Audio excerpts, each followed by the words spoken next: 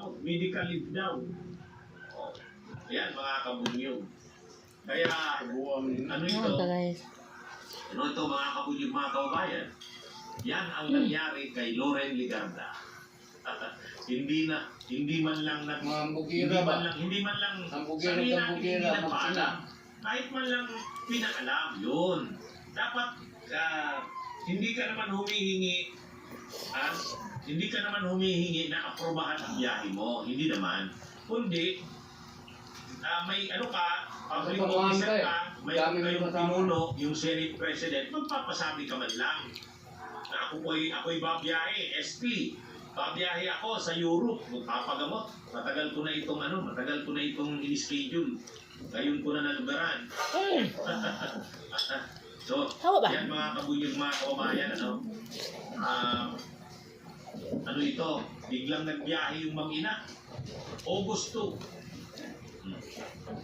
Pero, ito kasing mga panahong ito, nasa kasagsagan na ang investigasyon sa kanilang mag-ina. Si Leandro Libeste, dalawa ang iniimbestigahan sa kanya. Ang una, yung tungkol sa power, doon din sa solar. Ang pangalawa, doon sa honey trap. Yung nai-involve itong si Leandro Libeste na may kinukuhang mga babae para frame up si Executive Secretary Ralph Recto. Yun, involved din itong si Leandro Libeste. Kaya dalawa yung kaso.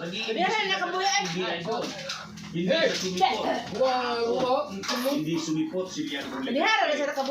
Si Loren naman, iniimbestigahan na kaugnay nga sa pero preliminary investigation na yun. Plunder din yun. Plunder. So yan ang kapunyog. Ngayon, hindi sinabi na kung nagpaalam si Leandro. Wala pang statement ang speaker kung si Leandro Libeste na bilang congressman ay nagpaalam. Pero kung sa Senado, sinabi na ni Senador Win Gatchalian, hindi nagpaalam sa kanya. Yan.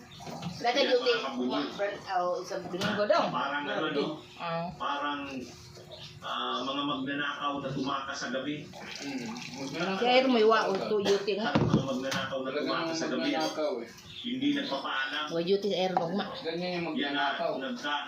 nagtalitsi-litsi na, nagtasira-sira na ang Nagkahirap din yung buhay nila. ni Loren Legarda. Anong enter? Mga kabunyo. Kaya, ito, si Loren, nagbiyahe po kung papagamot lang. Pinagkati-hatian niya yung pera panahon ni Pigong. Si Leandro, nagbiyahe rin. Dumaan ang yung mamamayan ng panahon ni Pigong. Pareho papunta ng Europe yung mag-ina. Walang alam, hindi masabi kung hanggang kailan sila doon.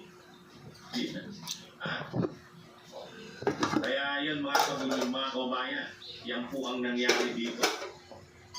Sa mag-inang ito. Kung hindi makalabas yung mga tao noon, takot na mga lumabas. Kaya pinagbawalan lumabas. Makakas na ba sila? Kaya pera, pinagnanakaw nyo na.